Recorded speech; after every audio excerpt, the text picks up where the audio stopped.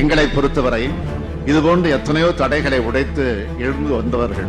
தடை கற்கள் உண்டென்றால் அதை உடைக்கும் தடந்தோள்கள் உண்டு என்பதை 75 ஆண்டுகளாக மெய்ப்பித்து காட்டி வரும் இயக்கத்தின் தலைமை பொறுப்பில் இருப்பவன் என்ற தகுதியோடு சொல்கிறேன். நான் ஸ்டாலின், அதுவும் முத்துவேல் கருணாநிதி ஸ்டாலின். பாசிசத்தை, எதேச்ச அதிகாரத்தை இந்தியாவில் நெஞ்சுயர்த்தி எதிர்கொண்டு இருக்கும் நாம் இதுபோன்று சிறுபிள்ளை விளையாட்டு செயல்களை பார்த்து பயந்துவிட மாட்டோம். போற்றுவோர் போற்றட்டும், புழுதி வாரி தூற்றுவோர் தூற்றட்டும், தொடர்ந்து செல்வேன், எவரவரினும் நில்லேன், அஞ்சேன் என்பதுதான் இவர்களுக்கு நான் சொல்லும் பதில். நமது ஆட்சியில் தமிழ்நாடு அனைத்து வகையிலும் வளர்ந்து வருவதை பார்த்து நம் இன எதிரிகளுக்கு பொறாமையும் கோபமும் வருகிறது அல்லவா? அதுதான் திராவிட மாடல் ஆட்சியின் மாபெரும் சாதனை என்பதை பெருமையுடன் இந்த அவையில் பதிவு செய்ய விரும்புகிறேன். மாண்புமிகு பேரவைத் தலைவர் அவர்களே, எங்கள் உணர்வோடும் உயிரோடும் கலந்துவிட்ட அன்னை தமிழ் மொழிக்கு இனிய வணக்கம்.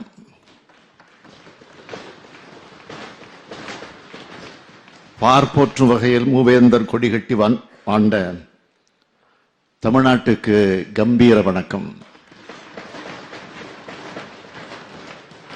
இறுதி மூச்சு நிற்கும் வரை சுயமரியாதை சுடவழியாக சுற்றி சுழன்ற பகுத்தறிவு பகலவன் தந்தை பெரியாருக்கு திராவிட வணக்கம். இனம் காக்க 75 ஆண்டுகளுக்கு முன்பு திராவிட முன்னேற்ற கழகம் என்ற மாபெரும் பேரியக்கத்தை உருவாக்கிய பேரறிஞர் பெருந்தகை அறிஞர் அண்ணாவுக்கு அன்பான வணக்கம். 50 ஆண்டு காலம் இயக்கத்தை நடத்தி 5 முறை தமிழ்நாட்டின் முதலமைச்சராக இருந்து நவீன தமிழ்நாட்டை உருவாக்கிய சிற்பி, எங்களை எல்லாம் ஆளாக்கிய தமிழின தலைவர் முத்தமிழறிஞர் கலைஞருக்கு கனிவான வணக்கம். தமிழும் தமிழ்நாடும் தந்தை பெரியாரும் பேரறிஞர் அண்ணாவும் தலைவர் கலைஞரும் தான் எங்களை எந்நாளும் இயக்கிக் கொண்டிருக்கும் இயங்கு சக்திகள்.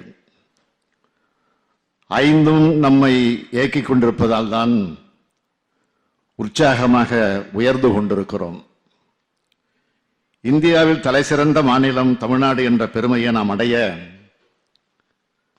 இந்த உன்னத தலைவர்கள் போட்டு தந்த வழித்தடம்தான் அதற்கு காரணம். திராவிட மாடல் வழித்தடத்தில் நாம் இயங்கிக் கொண்டிருப்பதால் தான் தமிழ்நாட்டின் வளர்ச்சியை யாராலும் தடுக்க முடியவில்லை, தடுக்கவும் முடியாது. 1000 கைகள் மறைத்து நின்றாலும் ஆதவனை மறைக்க முடியாது. ஒரு காலத்தில் வடக்கு வாழ்கிறது, தெற்கு தேய்கிறது என்று நாமே முழங்கினோம். இன்று தெற்கு வளர்கிறது, வடக்கிற்கும் சேர்த்து தெற்கு வாரி வழங்குகிறது. எந்த அளவுக்கு நாம் வளர்ந்துள்ளோம்? இத்தகைய தகுதியும் பெருமையும் தமிழ்நாட்டிற்கு எதனால் சாத்தியமானது? திராவிட இயக்கத்தினால்தான். ஆட்சி என்பது வெறும் அதிகாரம் அல்ல, கொள்கையை செயல்படுத்தும் களம் என்று மாற்றி காட்டியவர்கள்தான் பேரறிஞர் அண்ணாவும் முத்தமிழறிஞர் கலைஞரும். இன்னாருக்கு மட்டுமே இன்னது என்பதை மாற்றி எல்லாருக்கும் எல்லாம் என்ற கருத்திகளை அரசியல் களத்தில் விதைத்தார் தந்தை பெரியார். அதனை ஆட்சி நிர்வாகத்தில் செயல்படுத்தியவர்கள் பேரறிஞர் அண்ணாவும் முத்தமிழறிஞர் கலைஞரும். அதே கோட்பாட்டை இன்றைய நவீனகால சிந்தனைகளோடு இணைத்து திராவிட மாடல் ஆட்சியை உங்களது அனைவரது பேராதரவுடன் நான் நடத்தி வருகிறேன். நான் என்றால் தனிப்பட்ட நான் அல்ல, அப்படி எப்போதும் நான் கருதியது இல்லை. முத்துவேல் கருணாநிதி ஸ்டாலின் என்னும் நான் என்று நான் பொறுப்பேற்கும் போது அந்த சொல்லை உச்சரித்த அடியேன் நான் தான். உச்சரிக்க வைத்தவர்கள் கோடிக்கணக்கான உடன்பிறப்புகளையும் உள்ளடக்கிய தமிழ்நாட்டு மக்கள். அந்த தமிழ்நாட்டு மக்களுக்காகவே ஒவ்வொரு நாளும் ஒவ்வொரு நொடியும் சிந்தித்து செயல்பட்டு வருகிறேன். என் மனசாட்சிப்படி நான் செயல்பட்டு வருகிறேன். எடுத்துக்கொண்ட பதவி பிரமாண உறுதிமொழிக்கு உண்மையாக நான் ஆட்சி செய்து வருகிறேன். இன்னும் சொன்னால், தந்தை பெரியாரின் வாரிசாக, பேரறிஞர் அண்ணாவின் வாரிசாக இருப்பவர் எப்படி செயல்பட வேண்டுமோ அப்படி செயல்பட்டு வருகிறேன். முத்தமிழறிஞர் கலைஞர் என்று இருந்து ஆட்சி செய்திருந்தால் எப்படி இருக்குமோ அப்படி நான் ஆட்சி நடத்தி வருகிறேன். இதுதான் கலைஞருக்கும் பெருமை, அவர் மகனான இந்த ஸ்டாலினுக்கும் பெருமை என்பதை உணர்ந்தவன் நான். 14 வயதில் தமிழ்கொடி ஏந்தி 95 வயது வரையிலும் அதனை உயர்த்தி பிடித்திருந்த தமிழ்நத் தலைவர் கலைஞருக்கு இது 100ஆண்டு விழா கொண்டாடும் ஆண்டு. இந்த ஆண்டில் அவரது உயிரினும் மேலான இயக்கமாம் திராவிட முன்னேற்றக் கழகம் ஆட்சியில் இருக்கிறது என்பதுதான் எனக்கு கிடைத்த பெருமை. பெருமைமிகு கலைஞரின் நூற்றாண்டில் வியப்புமிகு திராவிட மாடல் ஆட்சி நடைபெற்றுக் கொண்டிருக்கிற சிறப்புமிகு தகுதியால், மகிழ்ச்சிமிகு மனநிலையில் இந்த மாமன்றத்தில் நான் கம்பீரமாக நின்று கொண்டிருக்கிறேன். இத்தகைய நிகழ்ச்சிமிகு ஆண்டின் தொடக்கத்தில் கடந்த 12ஆம் நாளன்று மாண்புமிகு ஆளுநர் உரையுடன் 2024-25ஆம் ஆண்டுக்கான பேரவை நடவடிக்கைகள் தொடங்கியிருக்க வேண்டும். ஆண்டின் தொடக்கத்தில் ஆளுநர் உரையாற்றுவது என்பது சட்டமன்ற மரபு. அரசின் கொள்கை அறிக்கையாக அமைச்சரவை தயாரித்து தருவதை அப்படியே இந்த மன்றத்தில் வாசிக்க வேண்டியது ஆளுநரின் கடமை. ஆனால் ஆளுநர் அவர்கள் தனது அரசியல் நடவடிக்கைகளின் தொடர்ச்சியாகவே இம்மாமன்றத்தையும் பயன்படுத்திக் கொண்டாரோ என்று கருதும் வகையில் நடந்து கொண்டார். இது எங்களை அல்ல, 100 ஆண்டு பாரம்பரியம் கொண்ட தமிழ்நாடு சட்டமன்றத்தையே அவமானப்படுத்தும் செயல் அல்லவா? கோடிக்கணக்கான தமிழ்நாட்டு மக்களை அலட்சியப்படுத்தும் காரியம் அல்லவா? மக்களாட்சி மாண்புக்கு களங்கம் ஏற்படுத்தும் வகையில் அரசியல் சட்டத்தை மீறி தான் ஏற்றுக்கொண்ட பதவி பிரமாணத்துக்கு மாறாக செயல்படுவது அல்லவா? எங்களை பொறுத்தவரை இதுபோன்று எத்தனையோ தடைகளை உடைத்து எழுந்து வந்தவர்கள். தடை கற்கள் உண்டென்றால் அதை உடைக்கும் தடந்தோள்கள் உண்டு என்பதை 75 ஆண்டுகளாக மெய்ப்பித்து காட்டி வரும் இயக்கத்தின் தலைமை பொறுப்பில் இருப்பவன் என்ற தகுதியோடு சொல்கிறேன். நான் ஸ்டாலின், அதுவும் முத்துவேல் கருணாநிதி ஸ்டாலின். பாசிசத்தை, எதேச்ச அதிகாரத்தை இந்தியாவில் நெஞ்சுயர்த்தி எதிர்கொண்டு இருக்கும் நாம் இதுபோன்ற சிறுபிள்ளை விளையாட்டு செயல்களை பார்த்து பயந்துவிட மாட்டோம். போற்றுவோர் போற்றட்டும், புழுதி வாரி தூற்றுவோர் தூற்றட்டும், தொடர்ந்து செல்வேன், எவரவரினும் நில்லேன், அஞ்சேன் என்பதுதான் இவர்களுக்கு நான் சொல்லும் பதில். மாண்புமிகு பேரவைத் தலைவர் அவர்களே, உழைப்பு உழைப்பு உழைப்பு. தலைவர் கலைஞர் அவர்கள் என்னை பாராட்டினார். எங்களுக்கு இப்படித்தான் உழைக்க கற்றுக் கொடுத்தார். அந்த உழைப்பால் தான் தமிழ்நாட்டுக்கு சிறப்பு சேர்த்து கொண்டிருக்கிறோம். இந்த உயர்வுக்கு காரணமான அவை முன்னவர் அண்ணன் துரைமுருகன் உள்ளிட்ட அமைச்சர் பெருமக்களுக்கும், தலைமைச் செயலாளர் உள்ளிட்ட அனைத்து அரசு துறை செயலாளர்களுக்கும், அரசு ஊழியர்களுக்கும், அலுவலர்களுக்கும் என்ற மனமார்ந்த நன்றியை தெரிவித்துக் கொள்கிறேன். மாண்புமிகு பேரவைத் தலைவர் அவர்களே, என் கையில் முதலமைச்சர் என்ற பொறுப்பு 33 மாதங்கள் ஆகிறது. இவை முன்னேற்ற மாதங்கள், சாதனை மாதங்கள். இந்தியாவின் பொருளாதாரத்துக்கு 9 விழுக்காடு பங்கை தருகிறது தமிழ்நாட்டின் பொருளாதார வளம். இது திராவிட மாடல் ஆட்சியின் முதல் சாதனை. இந்தியாவின் மொத்த உள்நாட்டு உற்பத்தி ஜிடிபி அளவில் தமிழ்நாடு 2வது இடத்தில் இருக்கிறது. இது 2வது சாதனை. ஒட்டுமொத்த இந்தியாவின் வளர்ச்சி 7.24 விழுக்காடாக இருக்கும்போது தமிழ்நாட்டின் வளர்ச்சியானது 8.19 விழுக்காடாக உயர்ந்துள்ளது. இது மூன்றாவது சாதனை. இந்திய அளவில் பணவீக்கமானது 6.65 விழுக்காடாக இருக்கும்போது தமிழ்நாட்டில் அது 5.97 விழுக்காடாக குறைந்துள்ளது. இது நான்காவது சாதனை.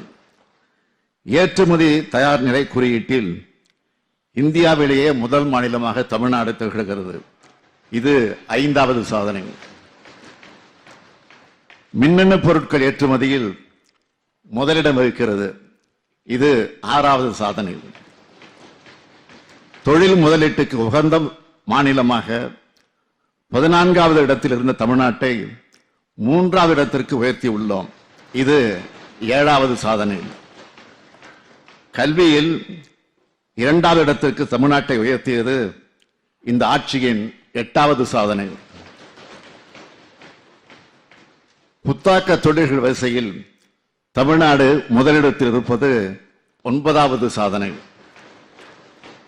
இளைஞர்கள், பெண்கள், மாற்றுத்திறனாளிகள், விளிம்பு நிலை மக்கள், ஒடுக்கப்பட்டோர் ஆகியோர் அனைவரும் மகிழ்ச்சி அடைந்து தங்கள் வாழ்க்கை தரம் உயர்ந்து வருவதாக சொல்ல தொடங்கியிருப்பதுதான் திராவிட மாடல் ஆட்சியின் 10வது சாதனை. இந்த 10 மட்டுமல்ல, இந்தியாவின் தென் மூலையில் ஒரு ஆட்சி நடக்கிறது. அதன் திட்டங்களை தெரிந்து வந்து நம் மாநிலத்தில் செயல்படுத்துங்கள் என்று பல்வேறு மாநிலங்களை சார்ந்த அமைச்சர்களும் அதிகாரிகளும் இங்கு வந்து பார்த்து செல்வதுதான் திராவிட மாடல் ஆட்சியின் வரலாற்று சாதனை. இப்படி இன்று முழுவதும் என்னால் பட்டியலிட்டுக் கொண்டே இருக்க முடியும். ஆனால் நேரம் போதாது. இந்த சாதனைகளுக்கெல்லாம் மகுடம் சுட்டுவது போல் ஒரு சாதனை இருக்கிறது. அதுதான் மிக மிக முக்கியமானது. நமது ஆட்சியில் தமிழ்நாடு அனைத்து வகையிலும் வளர்ந்து வருவதை பார்த்து நம் இன எதிரிகளுக்கு பொறாமையும் கோபமும் வருகிறது அல்லவா? அதுதான் திராவிட மாடல் ஆட்சியின் மாபெரும் சாதனை என்பதை பெருமையுடன் இந்த அவையில் பதிவு செய்ய விரும்புகிறேன். ஆதிக்க குவியலை அகற்றுவதும் அடிமை பள்ளத்தை நிரப்புவதும் இவர்களது கோபத்துக்கு காரணம். அந்த கோபத்தை ஒவ்வொருவரும் ஒவ்வொரு வகையில் காட்டுகிறார்கள். அரசியல் சட்ட பதவியில் இருக்கும் ஆளுநரும் அதற்கு விதிவிலக்கல்ல. அதற்கு நாம் அமைதியாக இருக்க முடியாது. நாட்காட்டியில் நகரும் ஒவ்வொரு நாளும் நாட்டு மக்களுக்கு நன்மை செய்யும் நாளாக அமைய வேண்டும் என்பதில் உறுதியாக இருக்கிறோம். ஒவ்வொரு முறை நான் கையெழுத்து போடும் போதும் இதனால் பயன்பெறப் போகும் லட்சக்கணக்கான மக்களின் முகங்களை பார்க்கிறேன். சில திட்டங்களின் பெயரை சொல்லி இதன் மூலமாக எத்தனை லட்சம் பேர் பயனடைந்திருக்கிறார்கள் என்று எனது செயலாளரிடம் கேட்டேன். அவர்களின் பதில் எனக்கு மகிழ்ச்சி அளித்தது. மாதந்தோறும் 1000 ரூபாயை கலைஞர் மகளிர் உரிமை தொகையாக 1,15,16,292 மகளிர் பெறுகிறார்கள். விடியல் பேருந்து பயண திட்டம் மூலமாக 445 கோடி முறை பயணித்து பெண்கள் பயனடைந்து வருகிறார்கள். மக்களை தேடி மருத்துவம் திட்டத்தால் பயனடைந்தவர்கள் 1 கோடி பேர். முதலமைச்சரின் காலை உணவு திட்டத்தில் 16 லட்சம் பிள்ளைகள் வயிறார உணவு உண்கிறார்கள். நகைக்கடன் தள்ளுபடி பெற்றவர்கள் 13,12,000 பேர். கூட்டுறவு கடன் தள்ளுபடி பெற்றவர்கள் 1 லட்சம் பேர். மூவலூர் ராமாமிர்தம்மையார் புதுமை பெண் திட்டப்படி 2 ஆண்டுகளுக்கு 4,81,075 மாணவிகள் மாதந்தோறும் 1000 ரூபாய் பெறுகிறார்கள். நான் முதல்வன் திட்டத்தில் 2 ஆண்டுகளில் 28 லட்சம் இளைஞர்கள் பயனடைந்துள்ளார்கள். இல்லந்தடி கல்வி திட்டத்தில் 24,86,000 பள்ளி பிள்ளைகள் பயனடைந்திருக்கிறார்கள். 62,40,000 குடும்பங்கள் புதிய குடிநீர் இணைப்பை பெற்றுள்ளது. 2 லட்சம் உழவர்கள் புதிய மின் இணைப்பு பெற்றுள்ளார்கள். உயர்த்தப்பட்ட ஓய்வூதியத்தை 30 லட்சம் முதியோர் மாதந்தோறும் பெறுகிறார்கள். உயர்த்தப்பட்ட ஓய்வூதியத்தை 5 லட்சம் மாற்றுத்திறனாளிகள் மாதந்தோறும் பெறுகிறார்கள். கலைஞரின் அனைத்து கிராம ஒருங்கிணைந்த வேளாண் வளர்ச்சி திட்டத்தால் பயனடைந்தவர்கள் 42,33,000 பேர். முதலமைச்சரின் ஒருங்கிணைந்த மருத்துவ காப்பீடு தொகை உயர்ந்த பிறகு பயன்பெற்றவர்கள் 20,55,000 பேர். மீன்பிடி கால உதவித்தொகை பெற்றவர்கள் 4,86,000 பேர். மீன்பிடி இல்லாத கால உதவித்தொகை பெற்றவர்கள் 5,15,000 பேர். நம்மை காக்க 48 திட்டத்தால் பயனடைந்தவர்கள் 2 லட்சம் பேர். முதல்வரின் முகவரி திட்டத்தினால் பயனடைந்தவர்கள் 19,69,000 பேர்.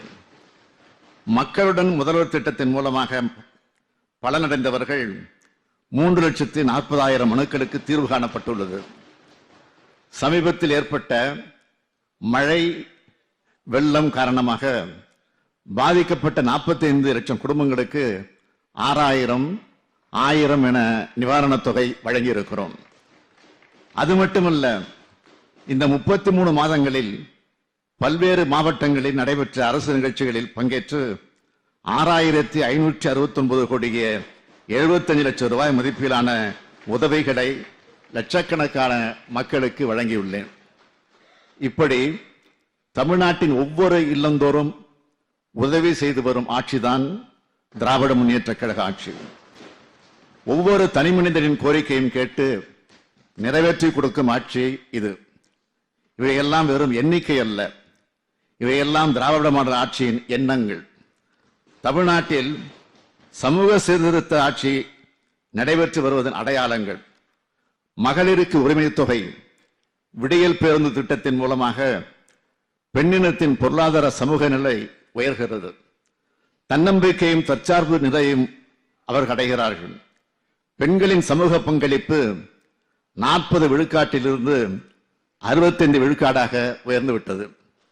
உயர்கல்வி பெற வரக்கூடிய அரசு பள்ளி மாணவியருக்கு உதவித்தொகை தருவதன் மூலமாக 34 விழுக்காடு மாணவிகள் அதிகமாக கல்லூரிகளை நோக்கி வந்துள்ளார்கள். நான் முதல்வன் திட்டத்தின் மூலமாக உயர் நிறுவன வேலைகளில் சேருவதற்கு இளைஞர்கள் தகுதி பெற்று விட்டார்கள். பன்னாட்டு செஸ் ஒலிம்பியாட், கேலோ இந்தியா போட்டிகளை நடத்தியதன் மூலமாக விளையாட்டு ஆர்வம் அதிகமாகிவிட்டது. அனைத்து சாதியினரும் அர்ச்சகராக்கப்பட்டு வருவதன் மூலமாக கற்பகிரகத்தில் சமத்துவம் நுழைய தொடங்கிவிட்டது. பொருளாதார வளர்ச்சி மட்டுமல்ல, சமூக முன்னேற்றத்தையும் சேர்த்து கொடுத்து வருகிறோம்.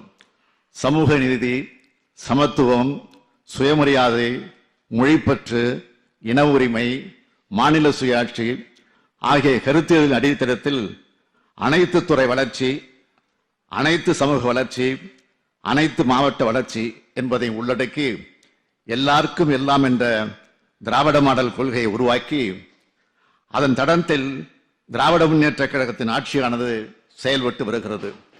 அதனால்தான் இந்தியாவின் முன்னணி பத்திரிகைகள் மட்டுமல்ல, உலகளாவிய பத்திரிகைகளை கவனத்தை ஈர்த்து அவர்களது பாராட்டை பெறும் அரசாக கழக அரசு இயங்கி வருகிறது. தமிழ்நாட்டின் தொழில் வளர்ச்சியை நியூயார்க் டைம்ஸ் பத்திரிகை முதல் பக்கத்தில் பாராட்டியுள்ளது. 2015ஆம் ஆண்டு அதிமுக ஆட்சியில் ஏற்பட்ட வெள்ள பாதிப்பை விட 2023ஆம் ஆண்டு திமுக ஆட்சி சிறப்பாக கையாண்டது என்று தி இந்து ஆங்கில நாளேடு பாராட்டியது. பசுமை சுற்றுச்சூழல் திட்டங்களை சிறப்பாக கையாண்டு வருவதாக தி நியூ இந்தியன் எக்ஸ்பிரஸ் புகழ்ந்துள்ளது. புத்தாக்க நிறுவனங்கள் மூலமாக பெஸ்ட் பெர்ஃபார்மன்ஸ் செய்கிறது தமிழ்நாடு என்று டைம்ஸ் ஆஃப் இந்தியா சொல்கிறது. மிக்ஜாம் புயலின் போது அரசு இயந்திரம் துரிதமாக செயல்பட்டதை டெக்கான் கிரானிக்கல் பாராட்டியது. காலை உணவு திட்டத்தை பாராட்டிய தினத்தந்தி நாளிதழ் அன்று காமராசர், இன்று மு.க. ஸ்டாலின் என்று தலையங்கள் தீட்டியது. மக்களை தேடி வரும் அரசு என்று பாராட்டியது தினகரன். முதலீட்டாளர்கள் மாநாட்டை பாராட்டியது தலையங்கம் தீட்டியிருக்கிறது தினமணி. கேலோ இந்தியா சாதித்து காட்டிய தமிழ்நாடு என்று எழுதியது இந்து தமிழ் திசை. இப்படி முன்னணி பத்திரிகைகள் பாராட்டியிருக்கின்றன. மாண்புமிகு பேரவைத் தலைவர் அவர்களே, இவை அனைத்தும் கடுமையான நிதி நெருக்கடிக்கு இடையிலே சாதிக்கப்பட்டவை. மாநிலங்களவை மாற்றாந்தாய் மனப்பான்மையோடு நடத்தும் ஒன்றிய அரசின் தவறான கொள்கைகளை நான் அதிகம் விவரிக்க தேவையில்லை, விரும்பவும் இல்லை. மாநில முதலமைச்சர்களே டெல்லிக்கு வந்து போராட்டம் நடத்தும் அவலத்தை பார்க்கிறோம்.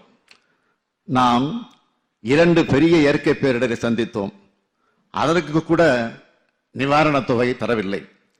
30/6/2022 முதல் ஜிஎஸ்டி இழப்பீட்டுத் தொகையை நிறுத்திவிட்டார்கள். இதனால் தமிழ்நாட்டுக்கு ஆண்டுக்கு 20,000 கோடி ரூபாய் இழப்பு.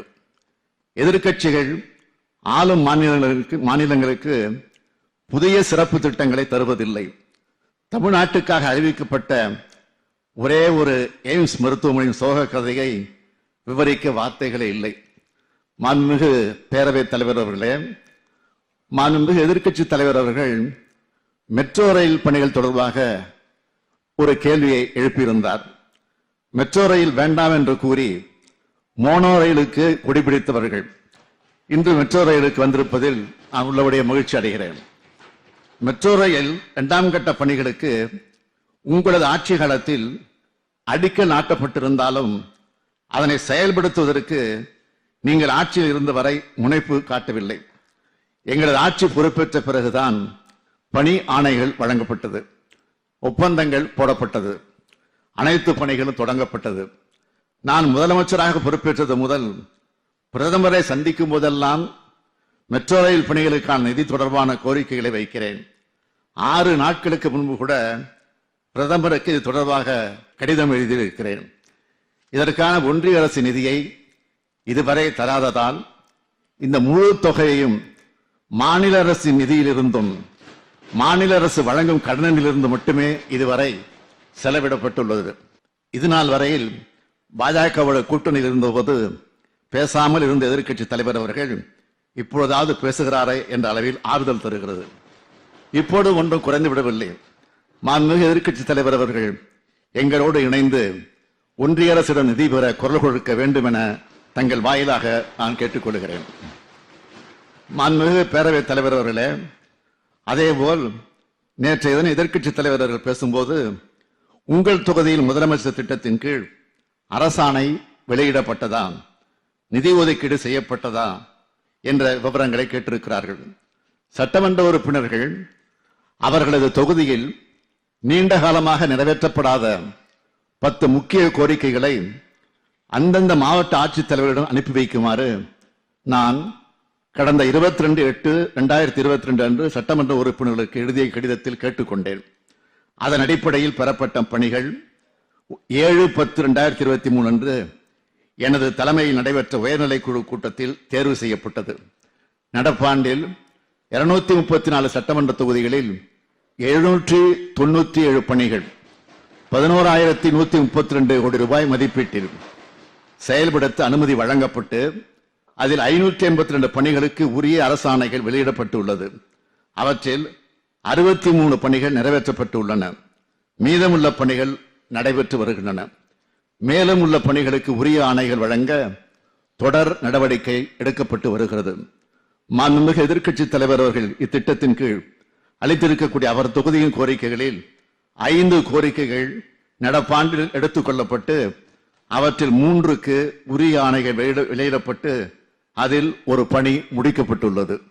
2 பணிகள் தற்போது நடைபெற்று வருகிறது. மீதமுள்ள 2 பணிகளுக்கு அரசாணை வழங்க நடவடிக்கை எடுக்கப்பட்டு வருகிறது. எனவே இந்த அரசு சொல்வதைத்தான் செய்யும், செய்வதைத்தான் சொல்லும் என்பதனை மாண்புமிகு பேரவைத் தலைவர் வாயிலாக எதிர்க்கட்சி தலைவருக்கு தெரிவித்துக் கொள்ள விரும்புகிறேன்.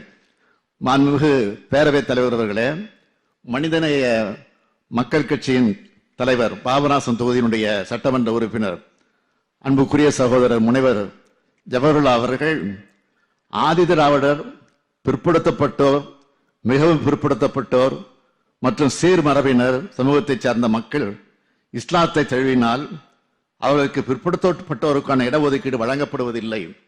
இந்த முரண்பாட்டை உடனடியாக களைய வேண்டும் என ஒரு நீண்டகால கோரிக்கையை முன்வைத்திருக்கிறார். சமுதாயத்தின் அடித்தளத்தில் உள்ள ஆதி திராவிடர், பிற்படுத்தப்பட்ட, மிக பிற்படுத்தப்பட்ட, சீர்மரபினர் மற்றும் சிறுபான்மையின சமூகத்தினர் சமூக கல்வி மற்றும் பொருளாதார நிலைகளில் மேம்பாடு அடைவதற்கு தேவையான பல்வேறு நலத்திட்டங்களையும் ஒடுக்கப்பட்ட நலிவடைந்த சிறுபான்மையின மக்களின் நலன்களில் என்றென்றும் பாதுகாத்து வரும் இந்த அரசு பேராசிரியர் திரு ஜவஹர்லால் அவர்களின் கோரிக்கையை கனிவுடன் பரிசீலனை செய்து சட்ட வல்லுநர்களோடு கலந்து ஆலோசித்து ஆவண செய்யப்படும் என்பதையும் மாண்புமிகு பேரவைத் தலைவர் வாயிலாக இந்த அவைக்கு தெரிவித்துக் கொள்ள விரும்புகிறேன். மாண்புமிகு பேரவைத் தலைவர் அவர்களே, இந்த பதிலுரையில் முக்கியமான ஒரு அறிவிப்பையும் இம்மாமன்றத்தில் வெளியிடுவதில் மகிழ்ச்சி அடைகிறேன். கிராமப்புற விளிம்பு நிலை மக்களின் கோரிக்கை ஏற்று கடந்த 2001ஆம் ஆண்டிற்கு முன் பல்வேறு அரசு திட்டங்களின் மூலம் கட்டப்பட்ட ஏறத்தாழ 2,50,000 வீடுகளை அடுத்த 2 ஆண்டுகளில் பழுது பார்க்கவும் புனரமைக்கவும் 2,000 கோடி ரூபாய் செலவில் பணிகள் மேற்கொள்ளப்படும். மாண்புமிகு பேரவைத் தலைவர் அவர்களே, கடந்த 2 நாட்களில் மொத்தம் 15 உறுப்பினர்கள் பேசியிருக்கிறார்கள். ஆளுநர் உரைக்கு நன்றி தெரிவிக்கும் தீர்மானத்தின் மீது 8 உறுப்பினர்கள் 68 திருத்தங்களை அளித்துள்ளார்கள். இந்த அரசுக்கு உதவும் வகையில் பல்வேறு ஆக்கப்பூர்வமான ஆலோசனைகளையும் விமர்சனங்களையும் தெரிவித்திருக்கிறார்கள். தங்கள் தொகுதிக்கான கோரிக்கைகளையும் முன்வைத்திருக்கிறார்கள். அவை உரிய அமைச்சர்களுக்கும் அதிகாரிகளுக்கு அனுப்பி வைக்கப்பட்டு இருக்கிறது. உங்களது ஆலோசனைகளை கருத்திலே கொண்டு உங்கள் நியாயமான கோரிக்கைகளை நமது அரசு உறுதியாக நிறைவேற்றி தரும். எனவே இந்த விளக்கத்தை ஏற்றுக்கொண்டு தங்களது திருத்தங்களை திரும்பப் பெற்றுக் கொண்டு ஆளுநர் உரைக்கு நன்றி தெரிவிக்கும் தீர்மானத்தை நிறைவேற்றி தர வேண்டும் என்று கேட்டுக்கொண்டு எனது உரையை நிறைவு செய்கிறேன். வாழ்க தமிழ், வெல்க தமிழ்நாடு. நன்றி, வணக்கம்.